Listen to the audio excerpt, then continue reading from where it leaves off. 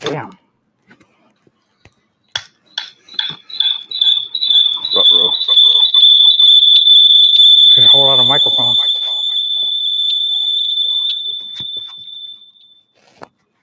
Can you hear me now?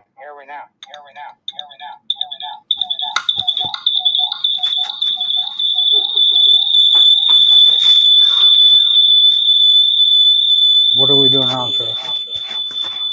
Your phone isn't audio out. So turn your volume down. There we go. Sorry about that, Christian.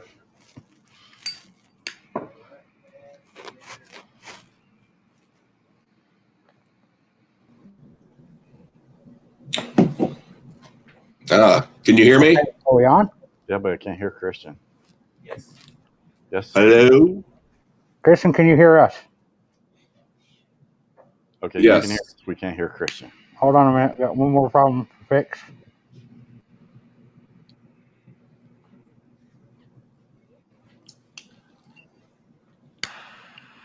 Christian, are you there? I can hear you. Can you hear me? Can you hear me? Okay. Okay.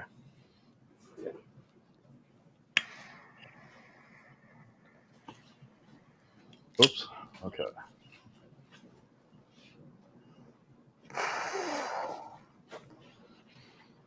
I can hear you over my phone. And Troy's hooking something up with some more things with the computer. He's trying to get to the Bluetooth speaker.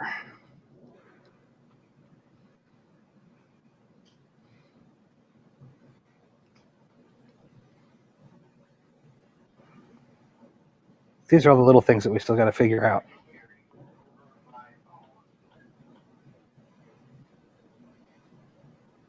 Mikey, is that you? Is that you, Mikey?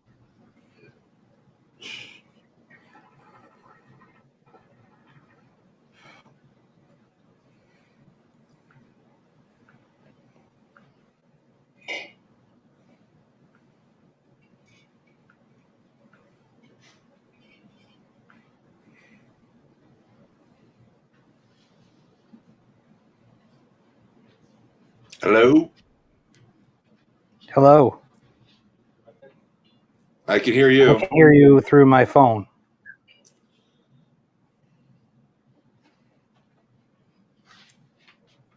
You can hear us, I'm gathering? Yeah, he's.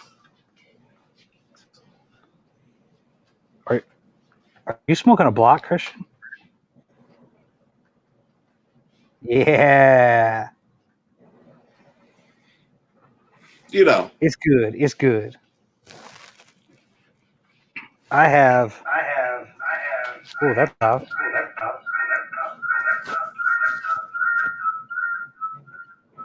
I love that sound, but I hate that sound. It's like a dog call from Mikey.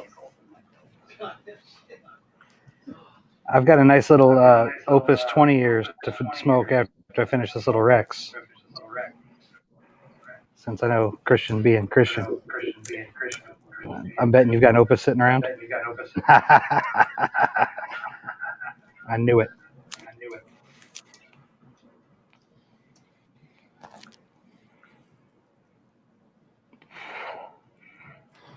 All right, are we rolling? Can Cool. you hear me? We can hear you. We can hear you. Everybody hears everybody. Awesome. All right. By God, There's a lot of technology's working. I think we've got pretty much everything figured out. All right. All right, man. Let's get this thing rolling. This is my friend Christian Hudson. Thank you again for coming and being the inaugural run for this whole thing. Being our inaugural guest, I guess is what I want to say. I think this will be fun, though. So the whole idea we had was to create a podcast where we can actually have our friends on and like talk about the things that happen in cigar shops and spreading the stories that we've had for years. and really just enjoying ourselves rather than just being another wrapper, binder, filler kind of conversation. We're shooting to have shop owners and reps and even primary people, owners of companies as well, and just having some fun with it. So to tell everybody a little bit about Christian, he's got a great store in Springfield, Missouri. It's a beautiful store. They've got all kinds of good stuff in there. They sell pipe tobacco, they sell cigars, they sell hats, shaving equipment, and it's wonderful. Honestly, the crown jewel I think is their pipe blending capabilities. There's a ton of amazing pipe tobaccos that they have there, and just overall, just a wonderful group of people that his staff's bar none, and his wife keeps everything together for him. And we'll have her on another podcast without him because she'll tell us stories that he won't tell us. So, True. but Very anyways, true. Christian, tell him a little bit more about your store. Well, first, I'm literally sitting in my wife's office right now because my store is occupied currently with an after hours crew, as you may understand. But no, our store is called Just for Him. It's not your normal cigar shop name. I get that, but we've been around for 31 years. I'm the second owner. My wife and I are the second owners, and we're both owner operators. The store started honestly not as tobacco. It started as a gift shop. Hang on, you're cutting out, Christian. What? You're losing audio. I can get closer. You can hear us? I can hear you great. Can you hear me?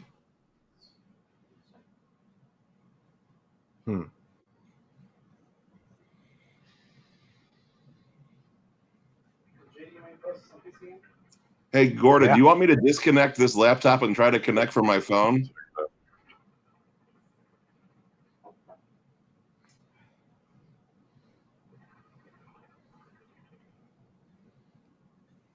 Maybe we'll get this going. I am the guinea pig, right?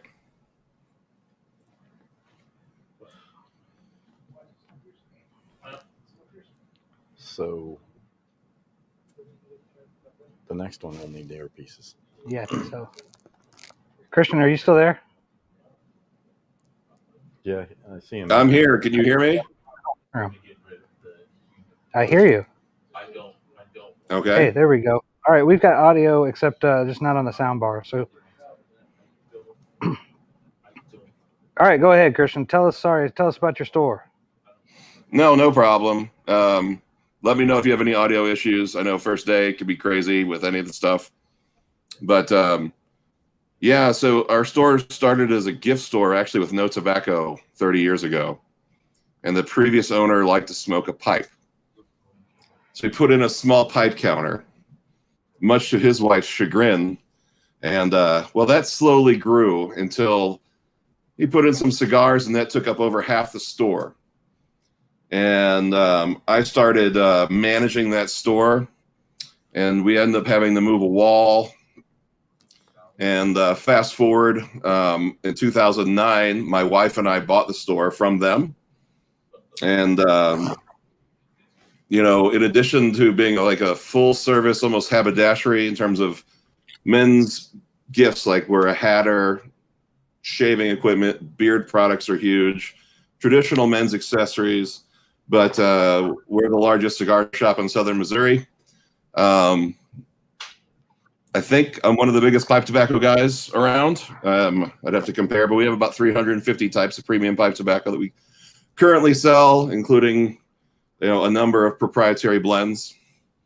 And we have a real good time with it. Of course, this last year has been very challenging, but it's been a lot of fun. We're going into our 12th year next year, and we're very excited about it. Did you get all that? Okay, so you guys have pipe tobacco.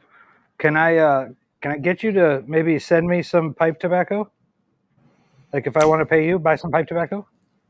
I have that technology. We literally we ship internationally every day, so I can ship it to Kansas, so it's not a problem.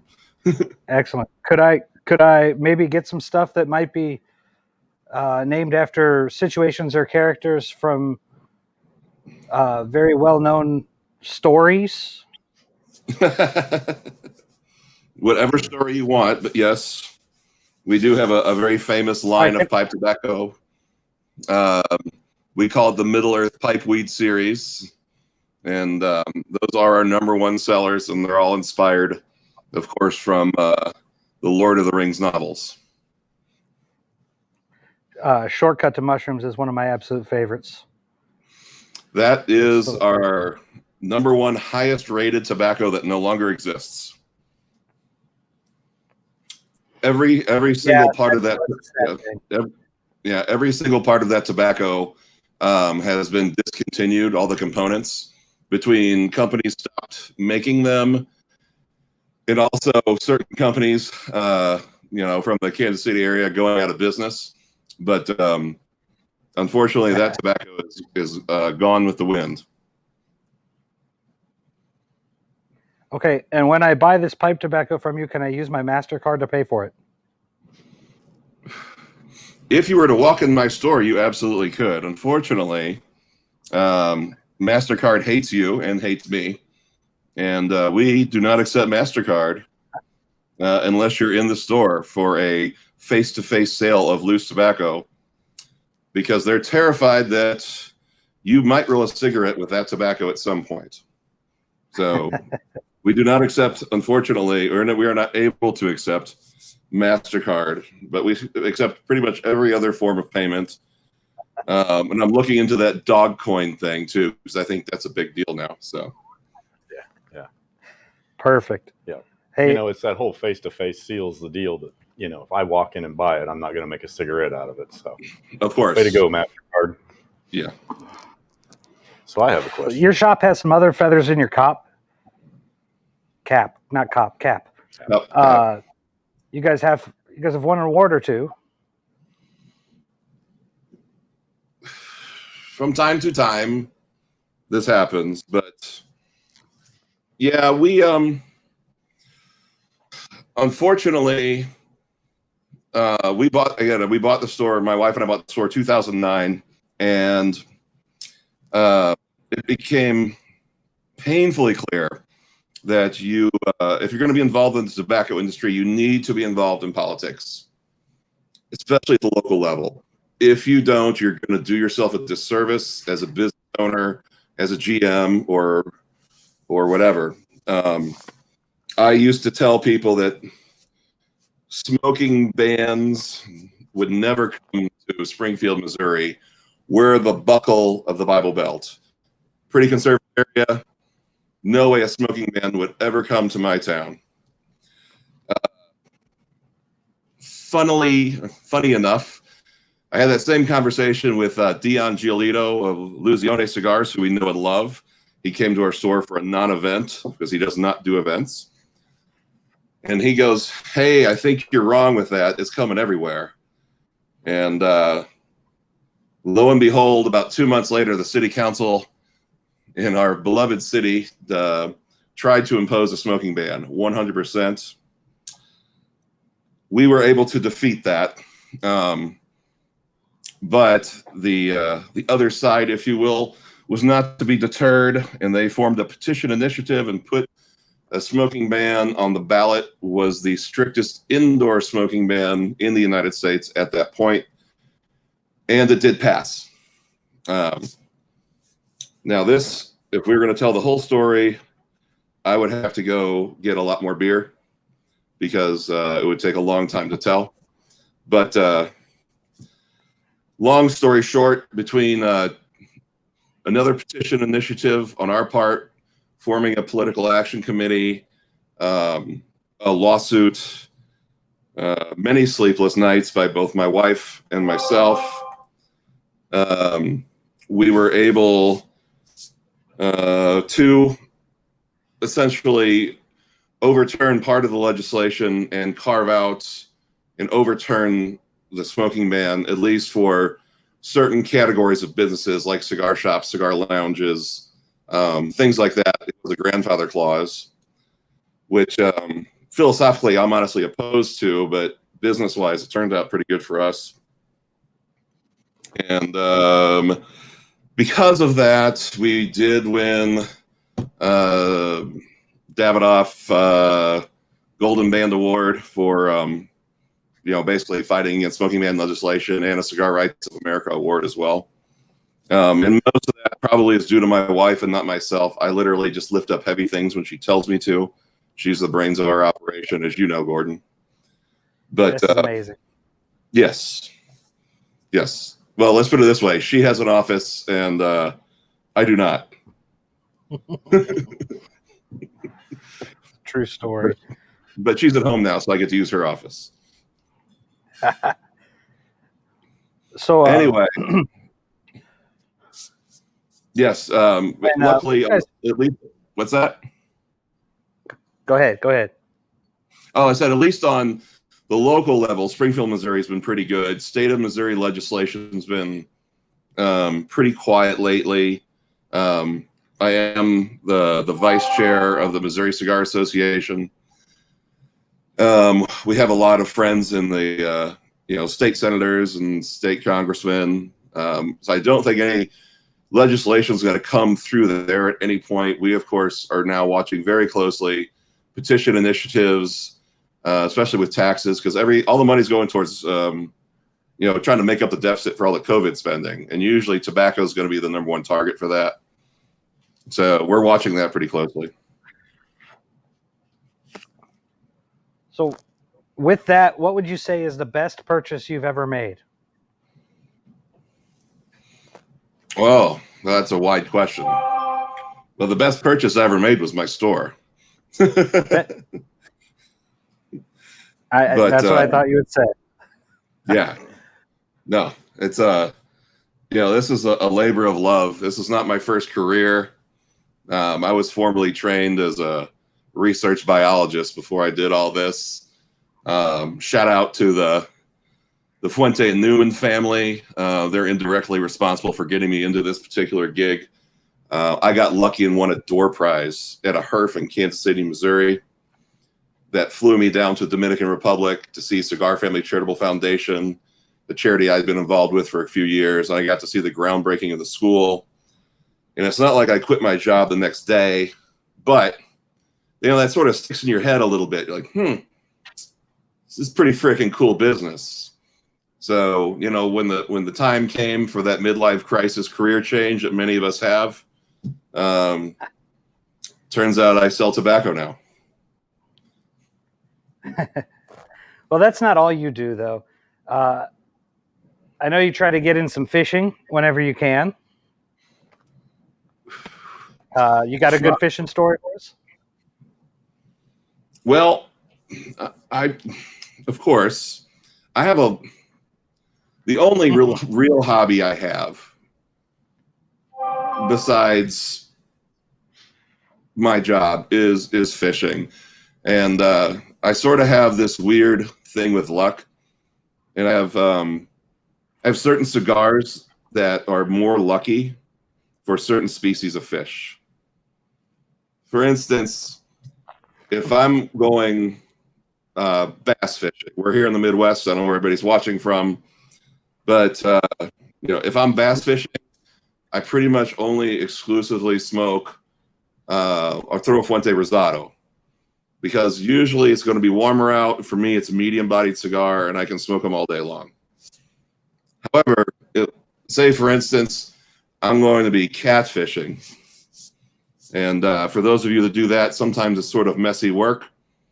And I don't necessarily, I'm not the cleanest person in the world between catfish, slime, whatever, but I smoke those Jesus Fuegos original origins like it's my job.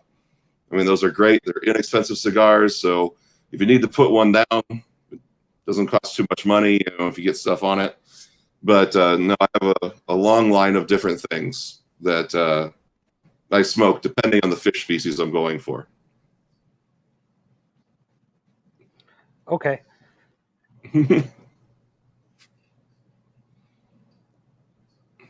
So I have a question. Yes, sir. If you sell beard products, you need to sport a beard, Christian. If Or I is do that what? I something- couldn't hear you. Since you sell all the beard products, you need to sport a beard yourself, or is that something the wife will veto? Well, no, she would be open to the beard. Number one, I have a number of wonderful craft shaving products. I probably have 14 types of shave soap on my counter, stuff that's made here locally in Springfield, Arkansas, and stuff that's made in France and the United Kingdom. If I try to put hair in this particular cheek, I look like a cross between an adolescent and a meth addict all at the same time. No, it's crazy. Like stuff grows in at different lengths. Patches are bare. Some of it's gray. I'm 45. It's not a good thing. Stick to the shave then. Yeah, I grow a beard on vacation. Sometimes I look in the mirror. I'm like, oh, that's why I don't have facial hair. Yeah, it's not a good thing. But So, otherwise, I'd be very open to it. So with your fishing stuff, what's the name of your boat?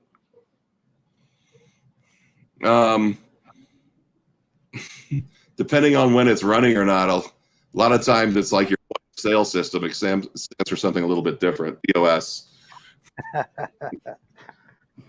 No, I have a little beater pontoon boat. I drive around Table Rock Lake, and it's a lovely little boat, but it's not exactly the Queen Mary. But we have a good time with it, and it's very cigar friendly. It's got burn marks on it and everything. So, Well, when you're not fishing and you're not selling cigars, you're out causing problems. I know how you are. You enjoy going to the Pro Cigar show, party, whatever you want to call that. I know you've been several times. You got a good story from Pro Cigar you want to tell everybody about? well, I can tell you pro cigar stories for the rest of the night. So, Well, let's just have a good ones. yeah, we got. First of all, shout out to Pro Cigar. I didn't have it this year. I literally still have hotel reservations I haven't canceled yet because it's going to be 3 weeks. But the festival's canceled this year. I missed the first Pro Cigar number 1. I've been to every Pro Cigar since that point, and I'll pretty much fight you if you think there's any other cigar festival in the world that's better than Pro Cigar, especially for the money. The people that organize it do an amazing job. If you want to go and have literal one-on-one interaction with the primaries of the most famous cigar companies from the Dominican Republic, you know, from Henke Kellner and Davidoff and the Fuente family and Lito Gomez and Tony Gomez and Nino Reyes, Jean-Michel Louis. There's, just Abe Flores and Ochi Blanco, etc. It's a fantastic place to go. The weather's awesome. It always occurs about the 3rd week of February. It's a great time to get the hell out of the Midwest United States because the weather sucks. The food's amazing. But I'm trying to think of like what the best story is. I think it's one of my earlier stories. So I always travel to Pro Cigar. It's from Springfield, Missouri to Santiago, Dominican Republic, which is where the Pro Cigar Festival is held. It takes forever to get there from the Midwest. It takes a whole day. Yeah. So I fly in early. I like a day of rest before everything begins, right? Get my bearings, etc. So I get in because the flights are always late, very late at night to Santiago, and it's pretty late. I was friends with a gentleman. He's a reporter for the cigar industry. His name is Frank Seltzer, out of Dallas, Texas. Frank's a dear friend of mine. He's a lot like Walter Matthau from Grumpy Old Men. And Herman Munster sort of put together. I mean that with love, Frank, if you happen to see this. But he's one of my favorite people in this world. And we talked. We had a cigar, of course, when we got there, and we had some rum. And he asked me, what am I going to do the next morning? I go, well, I'm going to go see Ernesto Carrillo factory at some point because I was friends with, with Ernie Jr. But I said, I don't know what I'm going to do. I may sleep in. He goes, well, I have I have to do a story with Manuel Casada. Maybe I'll see you after that. I said, cool. So 8:30 in the morning, and we went to bed at like 3, mostly drunk. And my phone rings in my hotel room in the hotel. Now, nobody has my number while I'm there. So that scared me a little. And on the phone is a wonderful young lady's voice. Raquel Casada is calling me. And she says, Christian Hudson? I go, yes. He goes, please hold for my father. I go, okay. And if you've never met Manuel Casada, he has a very deep, thick voice. He goes, Mr. Hudson, you did not tell me you were in my country. I said, Manuel, you knew I was coming to Pro Cigar, but the festival doesn't start for 2 days. He goes, you should have told me you were in my country. And he goes, Ostos will be there to pick you up in 10 minutes. Ostos is his nephew. So I literally have to get dressed because I was going to apparently spend the whole day at the factory that day, and there was not going to be any arguments about it. But yeah, he sort of is the be-all. He knows everything that goes on in that country, and it was like the craziest thing ever. And I literally spent the whole day at the Casada factory. I probably got 5 credit hours of college credit, the amount of tobacco knowledge I gained during that day. And it just kind of goes to show you the hospitality aspect of those guys down there. It was amazing. That's my story. He's incredible. I've met him several times, but there was a time at the trade show when you told me, you're like, hey, we need to go over to Quesada right now. And this was IPCPR. I think we were in I think we were in New Orleans that year. And so you said, we got to go right now. And I'm like, all right, well, I'll swing over there. And we didn't do a lot of business with him, but he's a great guy. And I like his cigars. And so I'm like, all right, well, I'll pop over with you. And so we go over, and he grabs you real quick, snatches you up, and gives you a big hug. And he turns around at me. And you say, hey, this is my friend Gordon. You're on a shop in Wichita.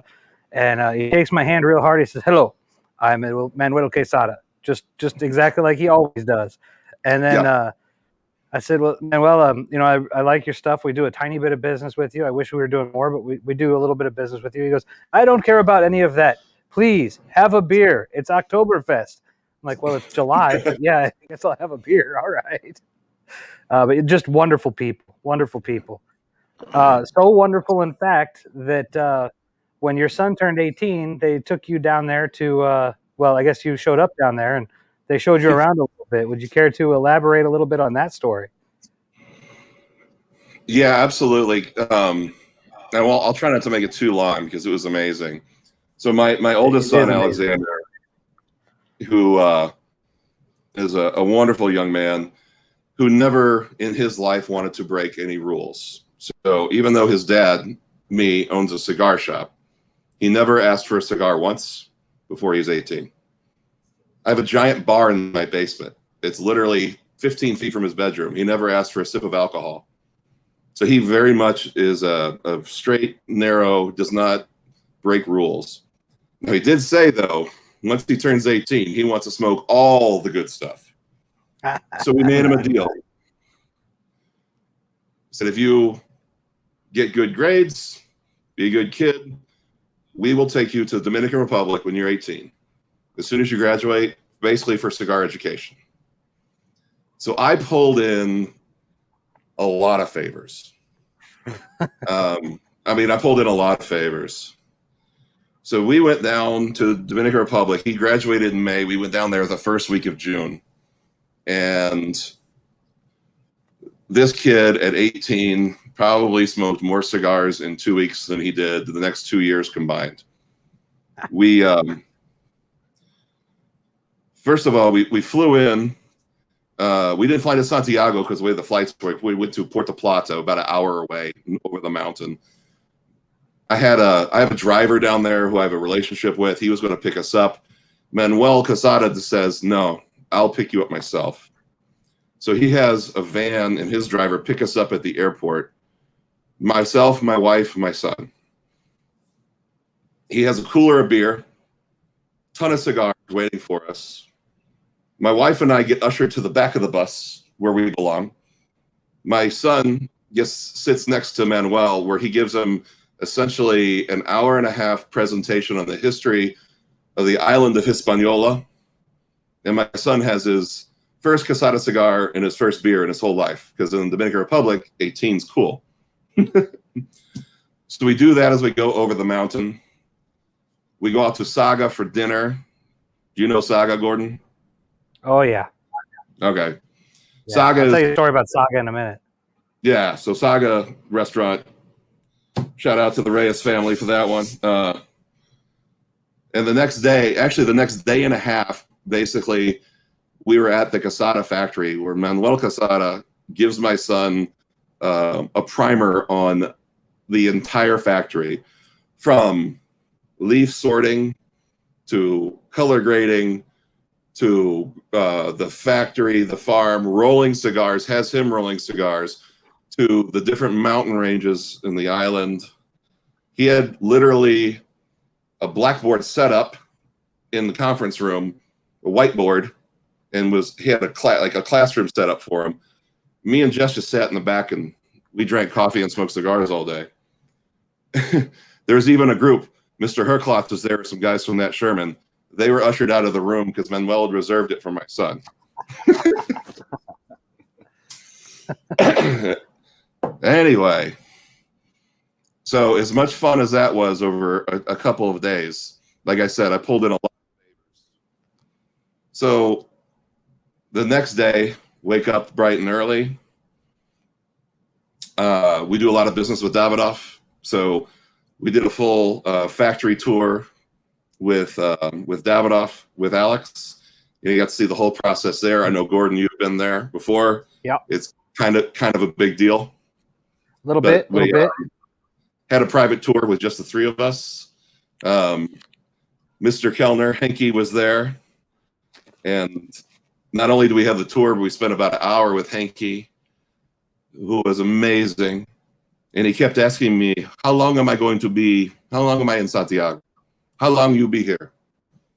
And so he kept asking me where I'm going to dinner. He goes, well, tonight you come to dinner with me at my bar, at Tabacaria, which I think you know also, Gordon.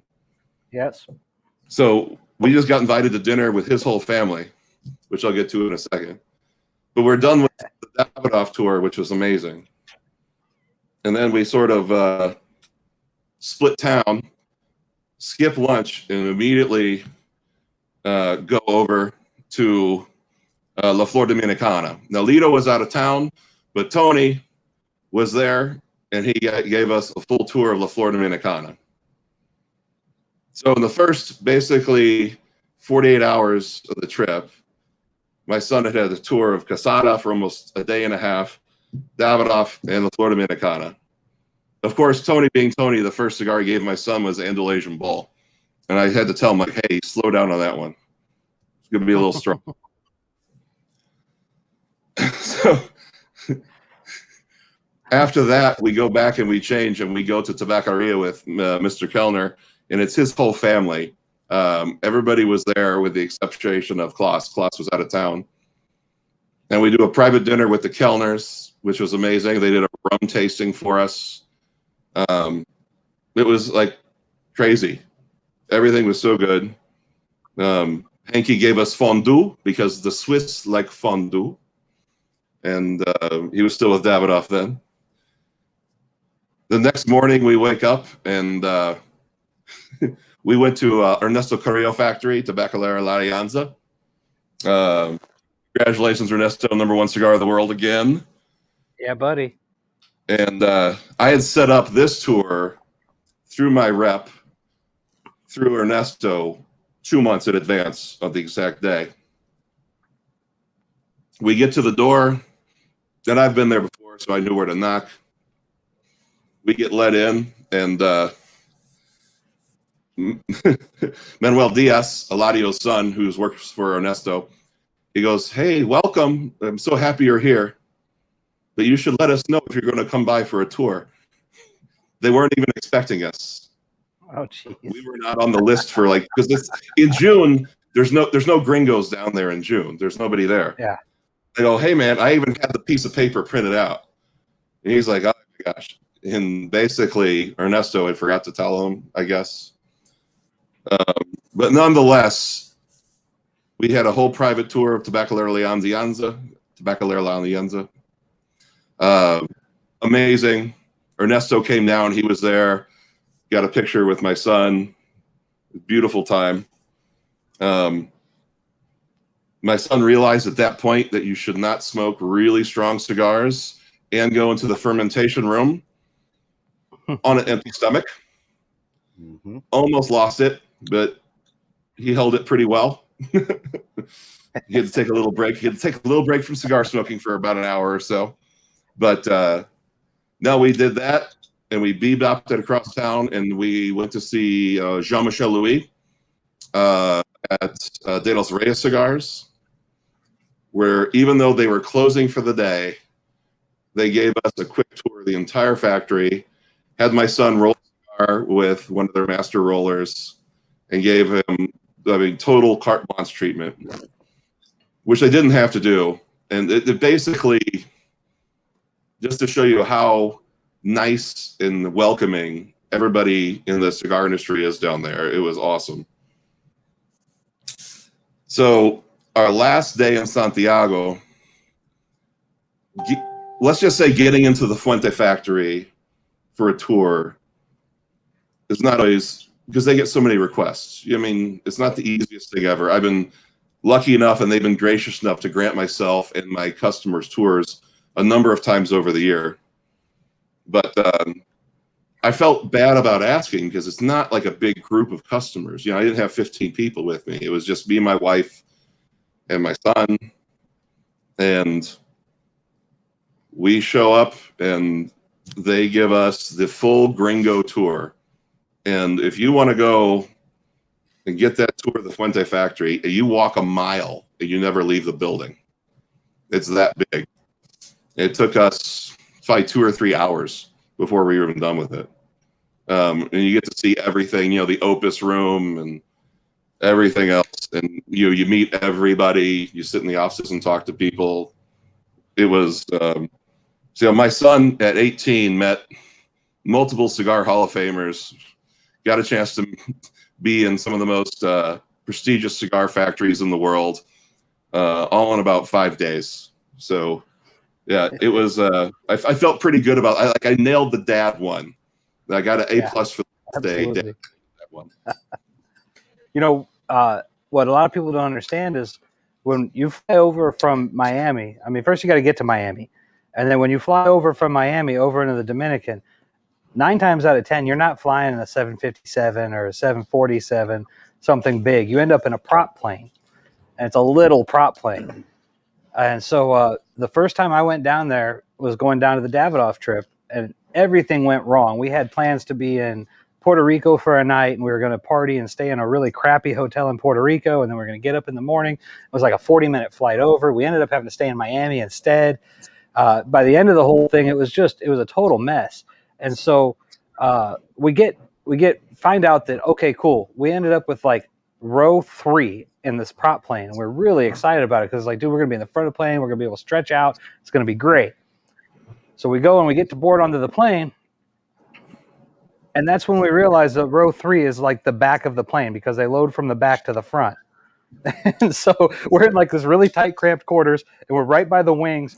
And I look over, and my buddy Ryan, who was with me, like I look at him and he looks at me, and he's sitting in the window. He's like, "You sure you don't want the window?" I'm like, "I'm good in the aisle, man. If that prop comes loose, it's going to go right through your head. It's not my problem." You know?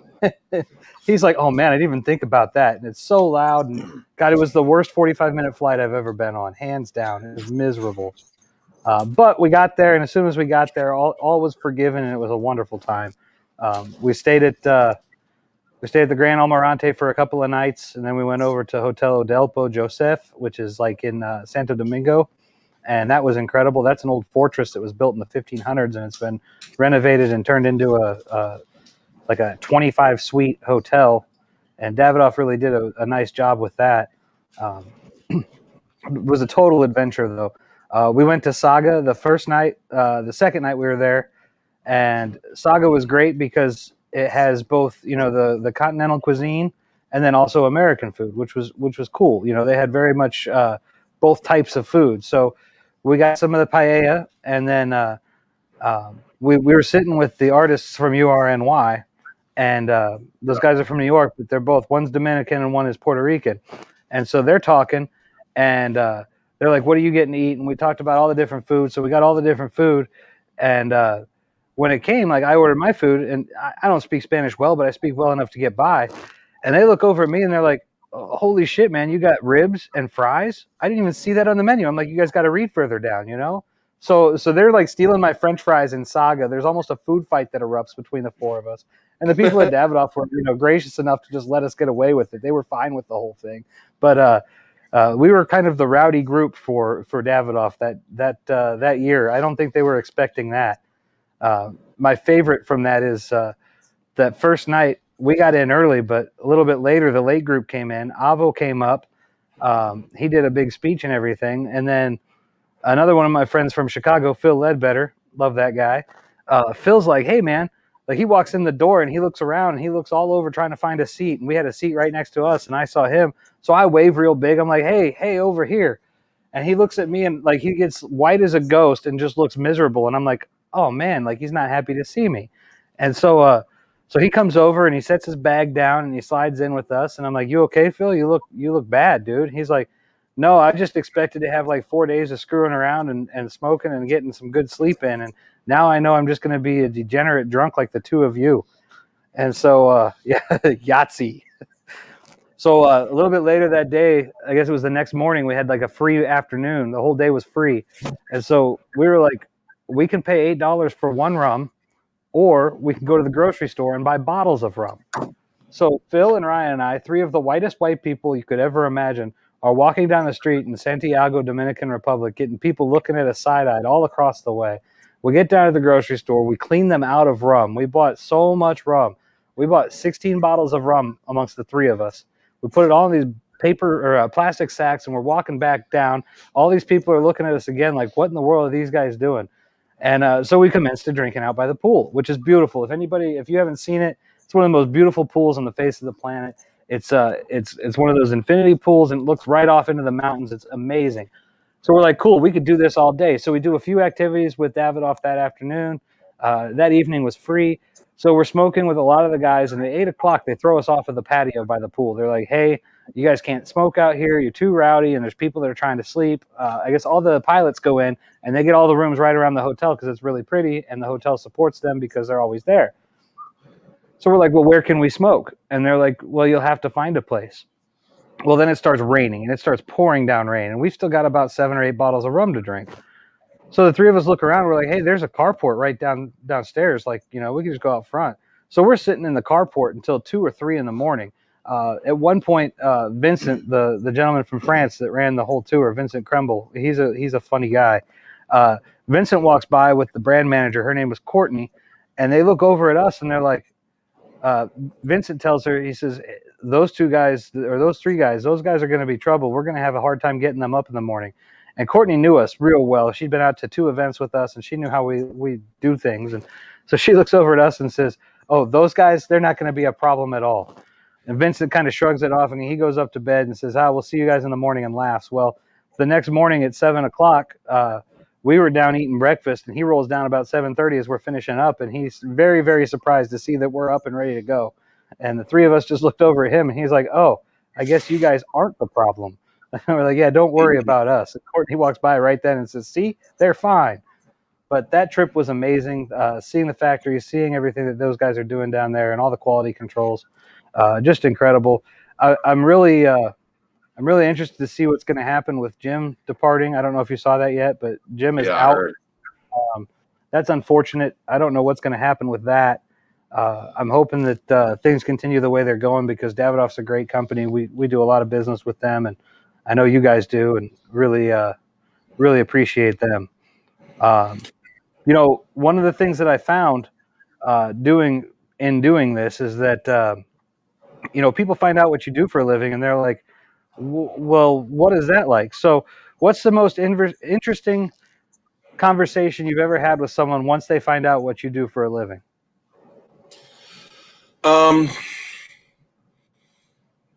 It usually, I don't know if I can like pick out a specific one.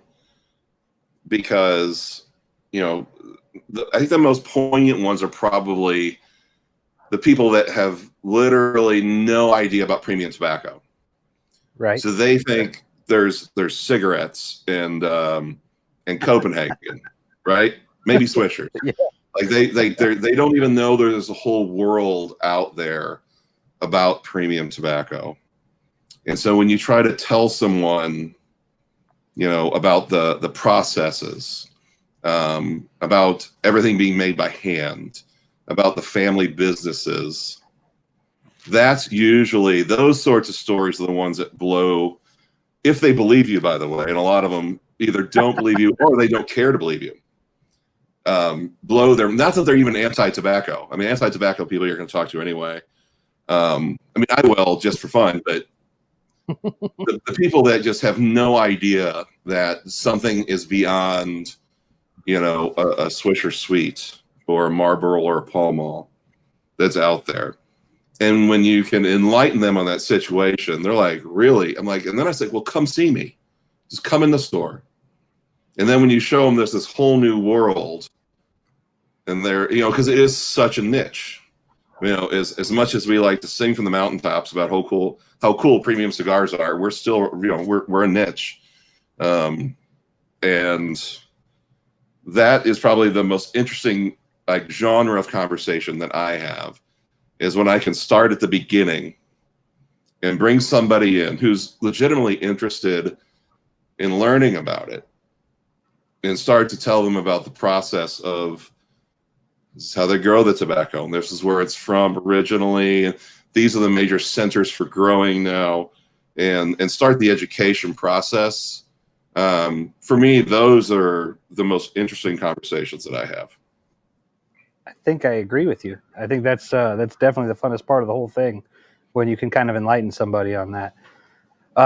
With enlightened people, what do you think? Who do you think was the most interesting person that you've ever gotten to have a conversation with the travels and cigars?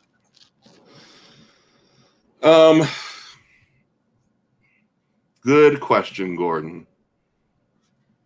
I mean, You want to think about it for a minute? I got one. Okay, you go first. I have one on my mind, so it may be the same person. Man, it might be. One year at the trade show, Davidoff was doing a thing with Coach Mike Ditka, and we went to dinner. And here's Ditka hanging out, and he we get introduced. You were with me, and we got to shake his hand. And he sat there. He's like, just hang out and talk to me for a while, because everybody else is just trying to hoard him and hang on to him. And we just shook his hand, and we were like, all right, cool, we're out. And he's like, no, you guys stay. He looks over at me and says, man, looks like you and I planned well. And I look down, and he's wearing a pair of really comfy looking loafers, and I was wearing my Adidas tennis shoes with a full tuxedo. And it was the start of a great conversation with him, just talking about being comfortable in these kind of events. Yeah, so I did get to meet Coach. I didn't have the full conversation with him like you did. I did get a picture on the wall in the store, but go Bears. Go Bears. Honestly, I've just been dumbass lucky enough to sit next to Avo Vezian on 2 occasions and have some longer conversations with him. And those were sort of some of the highlights. I think it was the last big appointed merchants dinner that Avo was at, because I was on the board for retailers for Davidoff. We kind of got the VIP seating, and Avo happened to be at our table. And so he got to sit next to my wife and I. And we had just sort of quiet, small conversations about the evening, about how he was doing. This was close-ish to when unfortunately he passed. He was telling me stories about how he only buys magazines 6 months at a time and not a 1-year subscription because he doesn't know when he's going to go. But I also got to meet him years before the very, very first Davidoff Merchants trip, which would have been probably 2000. Oh, golly. This was pre-2009, maybe 2008, 2007. Yeah, probably 6 or 7. Wow, a long time. I didn't own the store yet, though. I was just managing. And I just got sat by him at dinner. I'm like, holy crap, I won the lottery tonight. Screw all of you people. And we talked about cigars and music, and I don't know anything about music, but I pretended that I did. And we're all smoking Davidoffs, of course, because that's what they're passing out. And Right. he was smoking a prototype of a new Avo limited edition. And we were talking about the tobacco, and I'm legitimately interested because I love Avos. And he's like, here, try. Well, Avo is what you might call a wet smoker. So it's pretty slobbery on the end of that cigar. He was halfway through it, but he wanted me to taste. He didn't have any other ones to give me, but he wanted me to taste that cigar. And of course I took the cigar. And I took a couple really deep puffs. And it's pretty much, I can tell you that I made it out with Avo Vezian that night, essentially. But it was amazing either way, and I would do it again. Hey, these things happen. These things happen. Well, I'm gonna say no. It's not gonna happen. Yeah. We got to drink with him for about 4 hours the day we bought all the rum. He showed up on the patio about an hour after we got back, and he looks over at the bar, and then he looks at us, and he shrugs his shoulders, and he comes and sits down with us. So we get him a glass and a couple pieces of ice, and he sat and drank rum with us for 4 hours and just told us stories about life. And I had to ask him how he did that thing where he was able to pick out what everybody's horoscope signs were. The guy could do it. He could talk to somebody for 5 minutes and tell you when they were born. I mean, every time. I never saw him falter with that. It was incredible. And he wouldn't tell me how he did it. He just said, "I know people," and shrugged again. But it was probably 4 hours of him sitting with us, drinking rum, and just having conversation. The guy was incredible. Did you know the Avo lighter story? Oh, please tell it. So this is the same visit. So a formal Davidoff dinner in the Dominican Republic. A lot of bigwigs are there. Davidoff, of course, a lot of bigwigs. So, of course, we're done with dinner at midnight because everything is very late. So after dinner, they hand out, I think it was an anniversary number 3. It was an awesome cigar, so we're all happy. And a lot of these guys, they all have the Davidoff lighters made by DuPont, the pingers. So everyone's like, bing, bing, bing. You can hear it going down the table. 40 ping lighters all going off. I had matches. I look at Avo, and he pulls out a freaking like $5.99 torch, like from a Quickie Mart, and it turns colors, and it's like a triple torch, and he freaking flames the end of his cigar, and he looks over, he's like, $5.99, made in China. He goes, I have a case of them.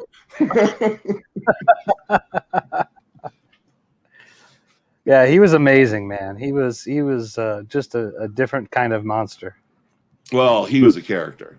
I mean, Absolutely. everything he did was awesome. I still miss him dearly. I didn't know him on a personal level like a lot of other people did, but I always learned something every time I was lucky enough to meet him. And he had a good run though, man. If me and you have a run like he did, we're doing good. Shit, half of it. Give me half. Yeah. The guy was incredible. Big shoes to fill. Yeah, there's some big shoes there, and I don't think they figured that one out yet. Yeah. Well, I think they're doing a pretty good job. I'm pretty happy with them. They're carrying on, the spirit of Avo. absolutely. Versus the man himself, because it's hard to market a person who has passed away, but the re-release of that Avo Classic Maduro was money. That cigar was good before, and it's just as good, if not better, than it was, I think. I'm really enjoying that cigar. I've smoked quite a few of those.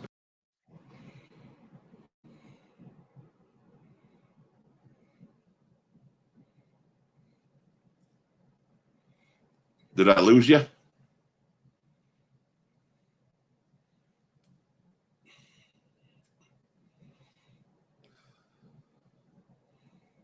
Well, should I be on camera and Gordon is not? I guess it was. You back? Or not? So, are we having technical difficulties? These are things we deal with in plagues. It happens sometimes. I'll do it this way. Can you hear me now? I Oh, can yeah. hear you. Can you hear me? All right. Well, I think we got a little bit of technical difficulties. This is, of course, our first run, so we're still trying to figure things out. What I had said is that I'm really glad they're maintaining that consistency, and that they're able to continue on, even though it's not with Avo necessarily. Yeah, They're still I making think they're good doing cigars. a solid job. I mean, our sales have certainly reflected that they've done a real solid job. So I have no complaints about it. Agreed. What with all this talk about Avo, besides Avo, is there somebody alive or dead that you could think of that you would love to just have one conversation with? It could be 5 minutes or an hour. Alive or dead? Honestly, and I love them as people, but I've never really got to know the Padrones. I'd love to sit down with the Padrones and just hang out and share a coffee or a rum. And as much as we sell their cigars, I love their cigars. I love the way they do business. Almost as importantly, Yes. I'd love to hang out with the Padrones. So I was fortunate enough to go down to Miami in 2009. I ended up spending the day with Ernesto on his last day with EPC before he went out on his own, when he still had the Gloria factory. Spent the cool. entire afternoon with him, which was fun. And then the day after that, I ended up going down to the Padron factory, the warehouse there, and saw operations there, and then got to spend about 3 hours with the old man Padron, sitting in the office. It was incredible. He didn't speak a lot of English, so luckily my broken Spanish came in handy. And the best part of that whole trip, well, there was so many great parts of that whole trip, but sitting with old man Padron was super interesting because he had a stack of the 80ths, and that had come out maybe a year before. And so he had a stack of 80th Naturals, and he sat there and smoked with us, and we talked about a lot of different things. He explained to us why they do their color sorting in the factory, and not in the factory, but in the warehouse there in Miami. All the color sorting for all the anniversary stuff is all done there. 64 and 26 is all done at their factory. So he talked to us about why they do that. There's like 3 ladies that do all of it because of the cost of the cigar and everything. And then we talked about a lot of other things. But the thing that struck me was that he only smoked those the Figurado, double torpedo, whatever you want to call it. He only smoked about 1.5 inches of that. He'd get to the point where about a 1/4 inch after the point ends, and he'd just go put it out. And then he'd grab another one out of his stack, and he'd keep smoking. And I'm like, what's going on? Why are you doing that? And finally, after the third one, I'm like, so is there a reason why you smoke only just a little bit of it? And his reply was, that's just the part that I like. And at first I was like, oh my god. And then the next thing I thought was, well, I mean, that's his cigars. Whether he wants to smoke a $30 cigar 1 inch or not, that's his choice, right? Incredible. Well, you could do that if you're him. Yeah. I'll I tell you really enjoyed. What's that? The other cool thing was being with Ernesto on his last day, and his thing was after they had a little mini event, and then afterwards we got to hang out for a while, and the guy that was with me and myself, we ended up buying a really nice Gatsby lighter from them, and I bought a box of cigars, and I wanted him to sign it, and so I bought the box of cigars, and he signed it, and I said, will you put my last day on it? And he said, there's no way I could possibly write that on this box. I mean, super class act all the way to the end. So instead, he dated it and signed it, and that was that. And then he started talking about what he's going to be doing. And he's like, oh, I'm just going to hang out, and I'm not going to do anything. I'm just going to enjoy being retired. And That's I'm a like, lot. I don't know if I believe you or not. And he goes, no, it's the truth. And as we're leaving, he grabs me and my buddy, and he's like, hey, take these with you. Shoot me an email. Let me know what you think of these. It's something I'm playing with. And I'm like, oh, you sneaky, sneaky man. And that was Yeah. the predecessors to what I think eventually became the first run of the PC stuff, the inaugural. Yeah, the inaugural, probably. Yeah. Yeah, I can only assume he had a non-compete he probably had to deal with. Mm-hmm. So one of my first pro cigars, if not the first one, again, I had talked to his son. I was friends with him on Twitter a bunch. Ernie's And, great, man.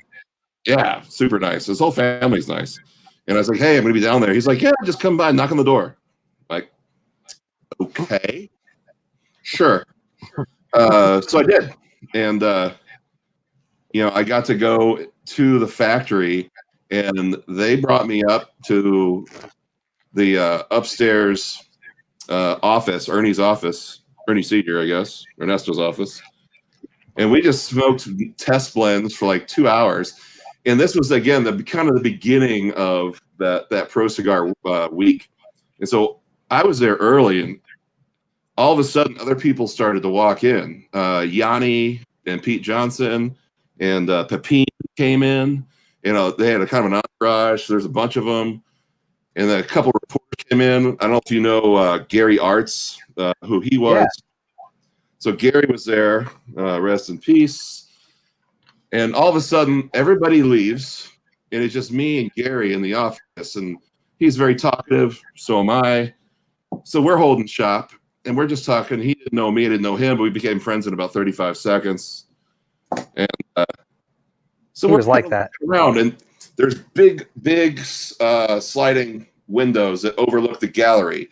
And they only had, I think, maybe 4 pairs rolling cigars. They were just rolling the inaugural. That was it. And we looked down, and Pepin is down there giving an impromptu rolling lesson on auto. We're at the bar to the rollers. And I looked at Gary. I'm like, we need to get our ass down there and go look at this. And somewhere on an old Facebook file, I have a video of Dom Pepin holding court the initial rollers of EPC Factory, rolling the inaugural, and watching Pepin roll some inaugural cigars. So somewhere out there are Pepin rolled inaugurals. I don't know if they kept them or what. were past tense. Somebody smoked those.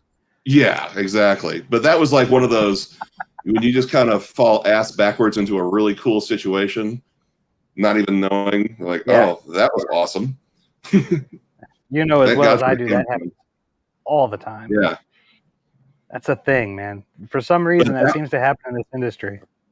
Yeah, back to Ernesto when you're talking about, he's done, he's retired. I was like, yeah, bullshit. I said the factory's looking good, but obviously it was mostly empty. I go, what are your plans? I mean, where do you live? He says, I live in Miami. Okay. I said, how long are you in Santiago? Like, how often are you down here? He goes, well, only like 28 days a month. Yeah, so he was very much into it. Oh yeah. He was definitely that's what was in his mindset, whether he wanted to admit it or not. Well, it's obviously worked very well for him. I mean, geez. I mean, the trifecta of the Historia, the Encore, and now the Pledge. Rankings all those had. I mean, he's doing something right. It's making great cigars, that's for sure. So speaking of stumbling into things, this is one of my favorite questions to ask in these interview style situations. Tell us about a time you messed up real bad, but no one ever found out until now.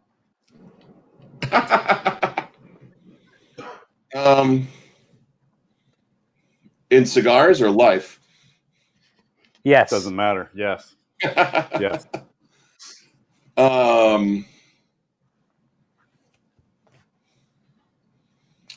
not that I messed up real bad, but I personally thought I wanted to be a stay-at-home dad.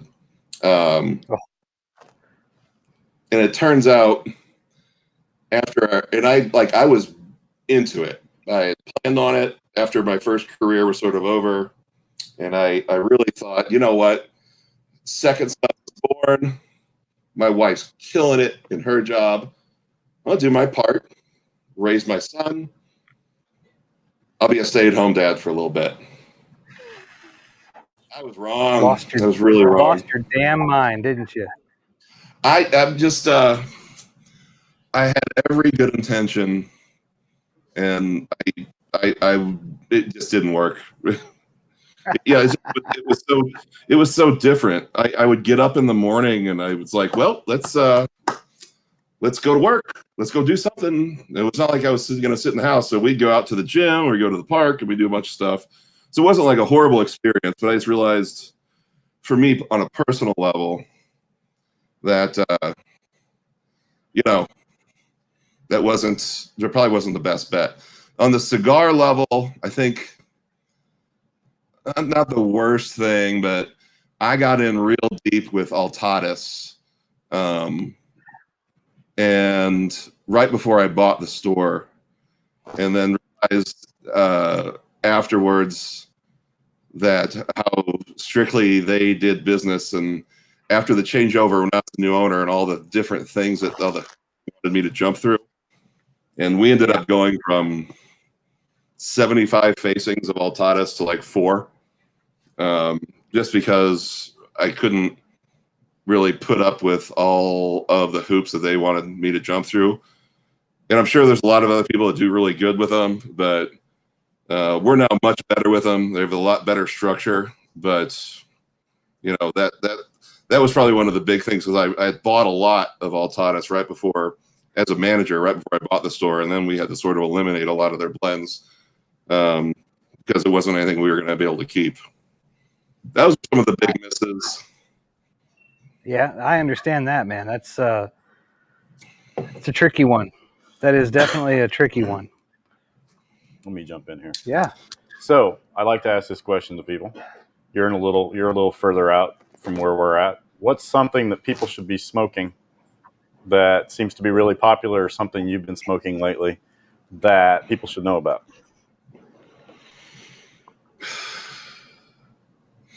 Well, man, I got a couple. First of all, let me digress and give Gordon a shout out. I'm going to hold this up to the camera. Oh, continue, yes or no? Yeah. This is smoking fantastic. Yeah, those are good. They've aged very gracefully, so you did a good job. We sell all the big boys. We got Fuente, Davidoff, Padron, Ashton, all those guys. I think the boys at Aganorsa are killing it right now, and they're putting out some good stuff.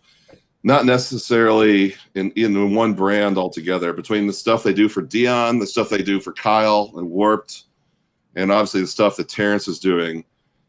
I like to explore a lot of that Aganorsa tobacco right now. If you can find, especially if you can find any of the 2019 Lirio Rojo from Warped, hell, send me some. In the month of April, I smoked 50 of them, and I'm now out. And they didn't make them in 2020, but some of those Warped blends they're a little pricey, but that's boutique prices. Yep. Los Relatos, I think, was a slow seller for them, but the cigar is really kick-ass. And then shout out to Wichita. Give me a Elogio all day long. Yeah. I know you guys are big on them there, but the guys that are maybe listening to this in other parts of the country, I love Elogio all day. Man, it is so good. That is so good. We're blessed to have Rose and Nabil here in town in Wichita, and get to go see them whenever we want and get all the little treats before anybody else ever hears about them. So yeah. So about almost 2 years ago, I'm in at Nabil's shop, and he says Nabil doesn't give anything away, So he hands me a cigar and he goes, "Smoke this and tell me what you think." It was unbanded. It was the Somoto before the release. Mm-hmm. That was probably one of his better cigars to date. So yeah, we have those on the shelf now, and I try to tell people how good they are. And luckily, I don't even have to sell them now. I mean, they sell themselves. yeah, But that cigar is really special. And I tell you what, the Blackworks Black Label guys are pumping out some good ones too. I keep getting surprised. I'm really looking forward to the Hyena coming out. You and me both. It's a Cameroon NBK apparently, and I'm all over that cigar when it comes out. I may not even sell them. I'll keep them for me. Yeah, I fear I might have underordered. Yeah, I think so. Emilio is really good too. Yeah, we just brought that Emilio line in, all three, the Habano, the Maduro, and the Suave, as well as a box of the LJZ. And yeah, the Maduro's really stuck to me, but I don't smoke a lot of Habano, really. Well, I shouldn't say that. No. I smoke very few Habano cigars. I'm pretty particular about it, but I powered through that Robusto when we were reviewing it last week with Joel Reeser. I think it was 20 minutes start to finish, man. That thing just kept tasting awesome. I really, really like that cigar. That's what I'm smoking right now. I kind of think, along with Aganorsa, I think Black Label Blackworks stock is rising. I don't carry the Emilio line, just a shelf space issue. Although I'm working on that. We just bought a new building, so I'll have some more space. But I smoked a Suave yesterday, and it was certainly solid. But always looking forward to the new stuff that they put out. We've been slowly increasing our facings with them, and now they take up a pretty good chunk of the shelf space. James and Angela are just wonderful people. Just fantastic. I don't know if you've met Stephanie, but Stephanie's great. She's a pilot and she's just loosely affiliated, but she's wonderful, wonderful people. And they've managed to get a great staff under them. Joel, I'm sure you saw Joel recently. Joel. Yeah. Joel Reeser is great. We're going to get him on a podcast soon because he really wanted to do that. He was excited to hear that we were working on this whole thing. Joel was here Friday. So I just talked to him. Yeah, we saw him Monday. So that makes sense. The other one I said, talking about Habano, the other one that I'm smoking a lot of right now is the El Huehuense and the Torpedo. I've got several boxes left that are older boxes, and Nick informed me a couple weeks ago that he's pretty sure that we got a bunch of boxes we weren't supposed to get. He said those were his, and he was a little upset with Nathan for sending them to us. Got them now, though. Yeah, I've never seen the Torpedo. So, but yeah, Nick's got it going on. Tabernacle's killing it with, and the David and Goliath, that two pair. I think we had them for sale for like 10 minutes before they were gone. I don't know if you're a Joe Rogan podcast person, but Joe Rogan's been smoking Huehuense on camera for like the last 3 weeks. So I think a lot of people are going to know about Nick's stuff real soon.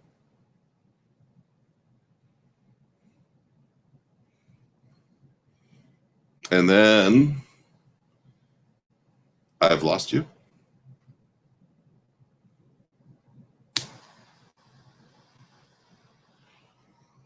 Technical. There we go. Okay, there it is. And you're back. We're back. The boxes that Thief Operandi did were just amazing for. Come on, Skip.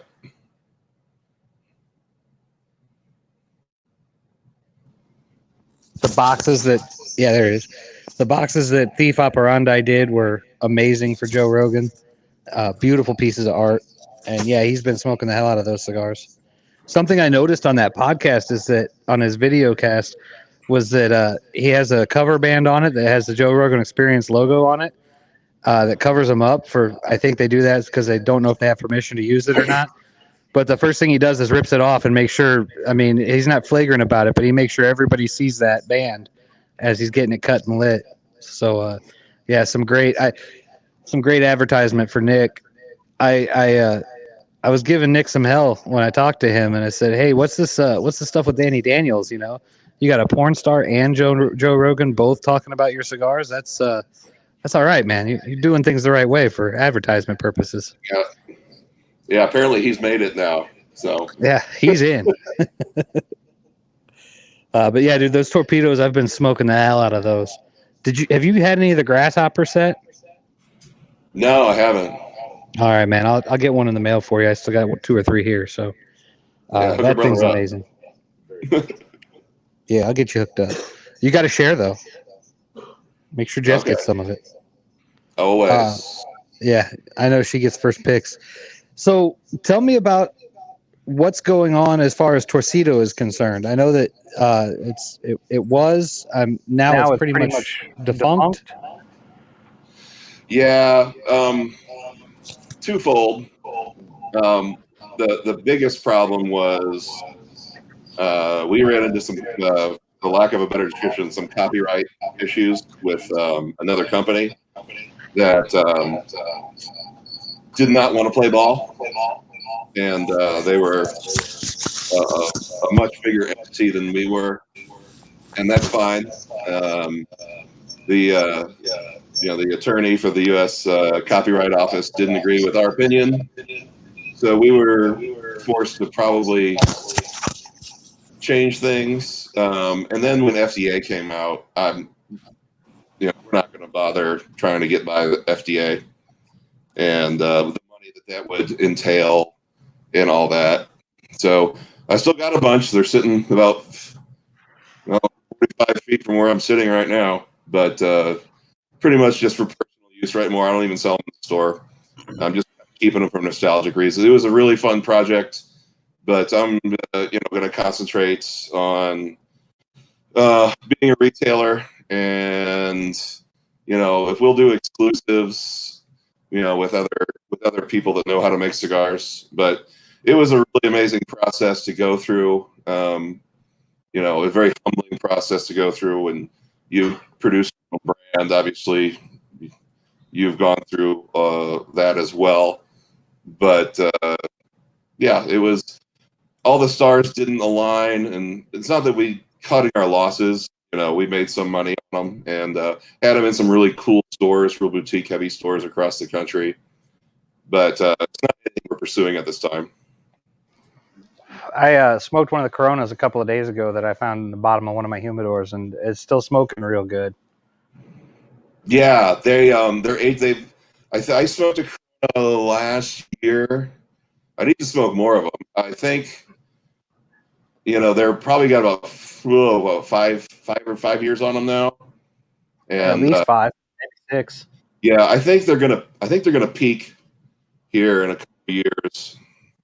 So I think they probably should be smoked in about under 10 years. If I had to guess, my ultimate knowledge on how cigars are going to age, like I have that. But no, I think they're still smoking great. They had some really distinct notes of that sort of barnyard wet hay, using that real dark tobacco from Leo Reyes in Dominican Republic, and some of those are really smoothed out in kind of an interesting way. But I don't want them to lose all of those notes in terms of taste from it. So at some point I have to start smoking some. Yeah, it's hard when you have a limited amount of them and you're not going to get any more. Exactly. That's tough. That's tough. Yeah, you always want to keep some, but I have a new store. We bought. I don't know if I've told you this, but in September, we bought a new 4,000 square foot warehouse, which is where I am right now. And so we built a giant commercial humidor down here just for storage. And so we're moving all the back stock from the store down here. Awesome. So I have a lot more space to spread out, and will also give us the ability to expand our walk-in humidor in the store here, hopefully in the next few months. Yeah, you had talked about that just a little bit back in September when I saw you last. In September? Yeah. And you were getting ready to get that going, so that's great to hear that that's still moving forward. It is. It gives us a lot of possibilities. All our shipping receiving is going to be down here. We built a pipe tobacco humidor and the cigar humidor to keep those different humidities. And literally, it's not for public. It's just for storage. But it gives us a lot of leeway. So I can, when we get the opportunity to go buy, 100 boxes of something or whatever, that I have somewhere to actually put, instead of trying to stack them up in the freaking middle of the humidor and people have to walk by them all day long. Yeah, that's awesome, man. It's going to be great getting that done for sure. I'm happy for you. You have the ability to do that. Yeah, that's great. It had to be done. Yeah, we were just too tight in the humidor. Our humidor is pretty small for a walk-in of the size of store that we are, and now our goal is to expand our walk-in probably another 35%, and make it just a little bit more user-friendly, be able to face everything correctly, merchandise things correctly, and have it less cluttered. And hopefully that's the case. Of course, every rep in the world now wants there to be more basics. They're like, oh, we'll put the whole wall of our product in here. But no, that's an interesting case, interesting comment, because I've met people all over the United States and the world who've talked about how they don't have room in their humidor and they've got these pushy reps that are pushing them for all this stuff. And it makes me laugh because honestly, like, we don't have bad reps. Like, I can't think of very many bad reps that I've seen in the 10 years I've been doing this. They don't last long in the Midwest, and if they're good, they stick around for a long time. And we've been really fortunate to have just great representation with all the brands that we do business with. Yep. No, we got a good crew. I mean, you and I share probably 70% of the same probably, reps. huh? We have a few that don't, but no, any of the. Well, I don't have any weirdos anymore, and no, everything's been good. In fact, some of the reps we've lost I really liked, but yeah, that happens. That happens. That's part of the gig when you do that job. But hey, how was business for you, man? How was 2020 in the pandemic? Just kicking ass, man. You and I, we've talked about this. It's been great, man. We've been busy as hell. Yeah, I know that numbers are up for sales. What's interesting is customer count isn't all that much up, but the sales, people are buying cigars, man. They don't have anything else to do. our rings are definitely up. Yeah, I don't know how your local laws in Wichita were for that quarantine period in April was, but we had in Springfield, Missouri, our city, we had about 6 weeks of lockdown, so to speak. And although we qualified as an essential business, we still just did curb service for those 6 weeks. Because every single thing in our store is touchy, feely, smelly, tasty. And we didn't know if this pandemic was going to be Ebola or whatever. So, we lost a lot of money in that 6 weeks.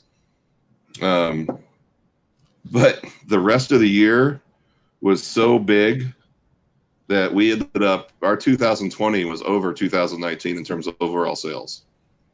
Yeah, we never closed fully. We did close our lounge for a little while, but what we would do is we wouldn't overpack our humidor. 2 or 3 people at a time tops, and we saw a constant flow. It was nuts. We did a little bit of curbside for people who weren't comfortable coming in, and just worked, man. It's definitely been a big year. Yeah, with the law is written in Springfield, Missouri, removing your mask to do this is not allowed. So you cannot remove your mask inside to smoke. Huh. But we essentially we're strictly enforcing what like the restaurant rule. Right. When you come into the store, social distancing, less than 50% normal capacity, wearing masks at all times. If you sit down in the lounge, then you can remove your mask and smoke, watch the game just like normal, carry on. talk crap about your neighbor or whatever you want to do. If you get up and use the restroom, or if you get up to leave, you have to put your mask on before you leave the store. And the city was cool with that. We got, $10,000 of HEPA filters going all the time anyway, just to remove smoke. So we feel we're being really proper in trying to make our customers happy, and at the same time, trying to abide by our local ordinances and make sure, we're being, a good citizen, as one might say. But it's been really hard. We're in the Ozarks, man. A lot of people down here are anti everything, and we've lost a lot of customers. We've lost members, people that refuse to wear masks, don't like being reminded to wear masks. And at the same time, we've gained a lot of customers of people that were really happy that we are doing, the observation of, the masking and social distancing as well. And it's just really hard. It's harder on the employees probably than anything else, because what's the best part about working in a cigar shop? You can smoke whatever you want. Well, if you wear a mask all day, it's really hard to smoke a cigar. That's true. Yeah, we've even gone so far as we built like I said, we moved, we have this warehouse now. So we turned Jess's old office into an employee lounge. So we have a place where employees can go take a smoke break in our smoke shop. I never thought I'd have to do that. Strange times we're living in, man. Strange times, my friend. Strange times. But, I woke up on the good side of the dirt this morning. So I'm happy. I'll be very happy when, quote unquote, all this is over. We'll see when that happens. Yeah. Then I'm going to lick everybody. Yeah. Yeah. Hey, we haven't done an event in a year. I mean, not a single event. It's funny you mention events, because that was going to be my question. Tell us about the America event. And tell us the past history of the America event. Well, like a lot of, those of you who may be watching this, good cigar shops like to have events. Maybe we're celebrating a new cigar release. Maybe we're celebrating a really good deal where a company is buying buy 3, get 1 free, or whatever. Maybe Lido Gomez is coming to town and you're going to smell La Flor Dominicana like it's going out of style. Well, we have a great restaurant / catering place right around the street, little place called St. George's Barbecue. Shout out St. George's Barbecue. And we get lunch there sometimes. And Chris St. George likes to screw around with food. And he once made my wife a fried bologna sandwich. Not any fried bologna sandwich, but like the old school where you cut the bologna off the thing by hand with a knife, thick cut, fried, yellow mustard, white bread only, not wheat bread. And it was delicious. And we thought it was hilarious because it just reminded me when you were a kid, right? Something your mom would make or whatever. Or if they didn't buy groceries for a while, like, I guess we're going to fry bologna tonight. But we thought we should have a freaking party around fried bologna. How the hell could we do that? And so brainstorm comes out. Like, why don't we do kind of a, we don't want to call it a white trash party, but like, let's do America party. So a lot of our events, if Manuel Casada comes to visit, we're doing nice catered food. We're doing craft beer, maybe some barbecue. And we're having a great time with high-end cigars. Instead, for this one, we decided to feature fried bologna. So we got this particular person to cater in fried bologna. Side dish was usually ramen noodles and Cheetos, off-brand only, like the Always Safe Cheetos. And often Vienna sausage, the ones you usually eat outside when you're fishing. And that was the food we featured. And we always had some sort of a fun-loving soul cigar rep to come in and feature one of his less expensive brands. The everyday cigar. I'm not going to mention any particular brands. We've done a few different ones, and we'd feature those as well. But the funnest part was we would have costume contests with the customers where people could come in wearing their wife beaters and coveralls and, well, about as redneck America, well, let's just say it, white trash as you could think. You'd have some of the women would come in wearing like the shower caps and those fake ugly teeth, Uncle Buck teeth, and yeah, we'd have costume contests and awards for that, and it's a heck of a lot of fun. We'd put a kiddie pool outside with all that cheap soda that you buy at Aldi, like the non-branded like grape soda and grapefruit soda, and the only beer we would serve be like, well, whatever was on sale. Yeah, like old English malt liquor and PBR and stuff. The one that says beer on it. Yeah, exactly like that. And then we had contests, and a lot of times you would have different things. But my favorite contest we had was we had a Spam carving competition.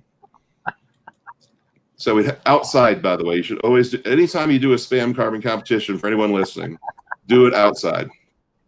Mental note. And it was timed. It was a timed competition, and it was for also artistic impression. But we get everybody giant blocks of Spam, and they would get like toothpicks and a butter knife, and they would have to carve sculptures out of Spam. And I miss those days.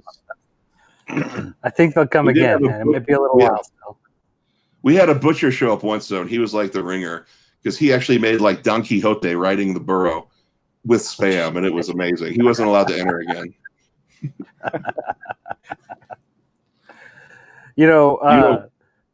Going from Spam to do you remember in Orlando we had a dinner at Del Frisco's, and I showed up pretty well sauced already, and my bosses at the time showed up late, but we did some introductions, and I felt like Manny up there just cocksuckering and motherfucker and everybody in the room.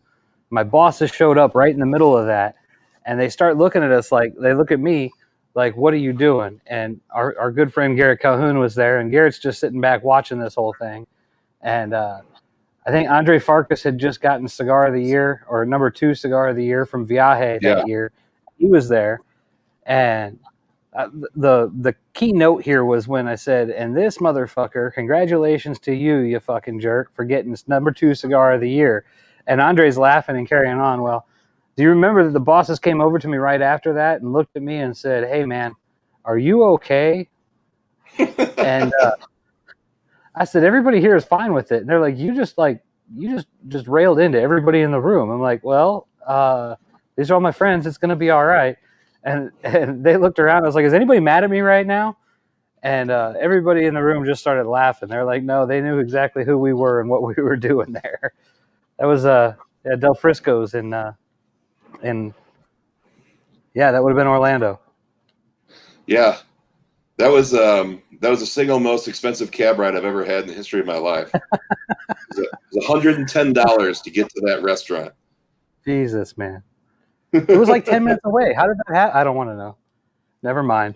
All that, yeah. I spent more money on cabs that trip than I did on airfare. Holy shit. Don't tell Jess. Oh, she was with me. Yeah, that's true. I guess you can't get away with that, can you? No, when we flew there, because there's direct flights to Orlando from Springfield, unless you read the fine print, it's not to Orlando, it's to Sanford, which is about $100 away from the hotel. I like how we measured it in dollars, not minutes. Yeah. Yeah, and then we get hey, Garrett's like, hey, we're going to go to Frisco's. I'm like, cool. And then it was like $100 because the cab driver got lost, so we ended up in like the hood. And it was It was a long day.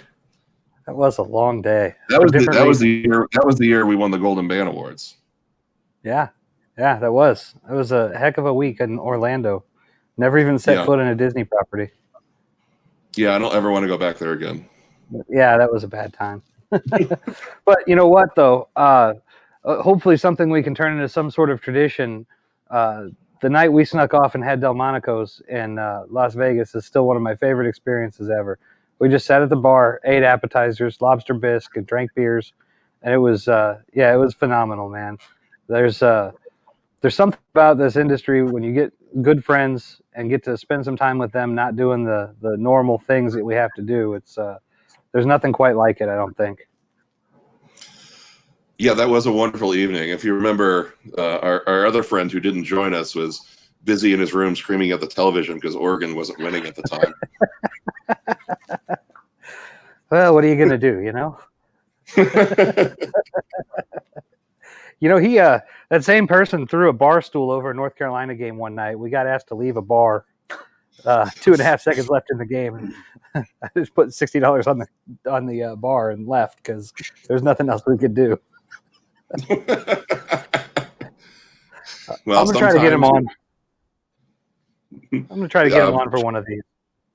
That would be. Let me know. I will tune in. Oh shit, man. Well, it's 9:30. Thanks for being our guinea pig for this thing. I really appreciate it. I think we No got some problem. things ironed out, and I got to talk to you for a little bit, so that's real good. It looks like Troy's put up the Facebook page for Just For Him. If anybody's looking for anything, you can find their information there at the Just For Him webpage or Facebook page, or you can get on the internet, and it's justforhim.com if I'm not mistaken. And there's a really nice interactive website there you can get on and take a look at, and give Christian a shout. Christian or Jess will take care of you. He's got a great staff to help out too. Good people over there. And is there anything else you'd like to say, good sir? Well, one, thanks for having me on. I'm happy to be a guinea pig. We it's not like we don't have a little bit of a relationship, so we can just talk, BS for the whole time. What else I could ask you? What are you drinking now? Drinking anything good? I had a cherry Coke and a Topo Chica tonight, man. But I did get into what's that bottle over there, Troy? It's Redwood Empire. Redwood Empire has got a rye out. It's a green bottle. It's called Emerald Forest or Emerald something Forest like or something like that. Really good. 45%. It's not a typical rye. It's not like that Willet I sent you last year. It's got a little tiny hint of spice to it, but it's sweet and smooth, and 45%. So good 90 proof rye whiskey, and it's MGP, so it's got a little bit of stuff from Indiana in there and some of their own stuff. I think they're mixing some White Dog with it, but man, it sure drinks nice and smooth. It's been really tasty, and I just got informed that in November we're going to be headed out to Barbados, so I picked up some Foursquare rum. They make some really expensive rum, but the guy is super hardcore about age statements and things like that. So I picked up Sagacity. That thing is about $75 a bottle, but I think it's 100 proof or 110 proof. Very good. But it's half aged in bourbon barrels and then half aged in a Madeira barrel. So you get the big heavy wood up front, and it finishes with a really nice kind of dry tart wine kind of thing going on. Man, I'm very excited to get down there and visit them. I think I'm going to go to the distillery every day while we're there, because it's like 5 minutes from the resort. Nice. Hook a brother up. Yeah, pretty excited about that. Yeah, I'm drinking this. There's a brewery next to my house. It's a 4x4 brewery. Yeah, we had some of that. Not that It's one. a brand new beer called Sticky Buns. Their Sticky Buns Porter. It just came out with, and it's not too sweet. It's a newer brewery in Springfield. They've been out for a couple of years now. They are doing a hell of a job, and so give them a shout out as well. I think you brought some of their IPA down when we went to the lake back in September. Indeed. And that was tasty beer. Yeah. Tasty beers. I think they're doing good things. It's really good to have a brewery right next to your house, and at the same time, sometimes it's not so good. Then you're there too much. Well, that's good they know your name. That's important, Making Well, friends. It's the key. that's the key. So how often are you going to do this podcast thing? So we're going to try to do one every week or two. It's going to be kind of sporadic getting started with the Super Bowl coming up and everything, but I think Sundays work out real well as long as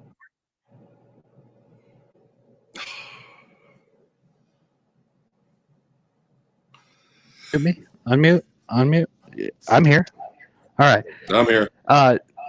We're going to try this every week or two with the Super Bowl coming up. We've got to wait a little bit, obviously, but Sundays have been working out real well. Troy has been doing all the back end stuff. This is all powered by LSK Studios. This is all really new technology for us, but we're figuring it out. And I think it's going to be a pretty cool thing. Like I said, I want to try to do more of chats with people like you, and not so much just like let's get every major player on. Trying to get these guys that are lesser known but wonderful people nonetheless in the industry. So that's kind of the goal with this whole thing. That's cool. I'm a huge podcast person. I almost stopped listening to music, so I listen to her podcast now. But yeah, keep it up. Do it. Release them regularly, even if you have to pre-record them. And I think you can get a following pretty quick. Yeah, we're gonna try to do this with Facebook Live, and then also up on YouTube.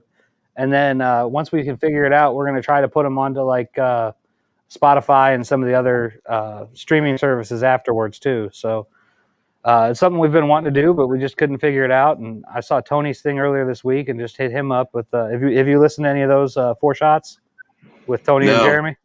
No, it's on my list. Oh, they're fun, dude. They're fun. And so I hit him up and just said, "Hey, what are you guys using?" We found the software they were using and just went from there. And like I said, we're figuring it out, but I think it's going to be a fun thing to do. The only way we can talk to anybody at this point in time, Yeah, I know. Have you listened to Mansos yet? No, I need to get on and look at that. I saw that he was getting ready to do it. Is the first one out yet? I think he has one, but I need to go look at it. But he's pretty good. I think he'll do a good job. Yeah, I love Christopher. Don't call him Chris. Christopher is his name. Yeah. I just say Manso. A lot easier. Yeah, Manso's easier. But yeah, it'll be really good to hear from him. Well, but, yeah, so I think we're getting it figured out, man. And like I said, thanks again for being on. I really appreciate it. No problem, my friend. No problem. Adding the beverages is a good point. Something I hadn't thought about. So Pizza Mike is over here, and he says hello and thank you for spending time with us tonight as well. He's waving at you. You can't see, but yeah. Yeah, it's been great, man. I appreciate you. Thanks again. And I hope you have a good night, man. Troy is chastised. I already have. So thank you. Oh, excellent. Thanks, man. We'll talk soon. All right. Thanks, gentlemen. Again. Have a good night. See you, Christian. You Thanks. too. Bye.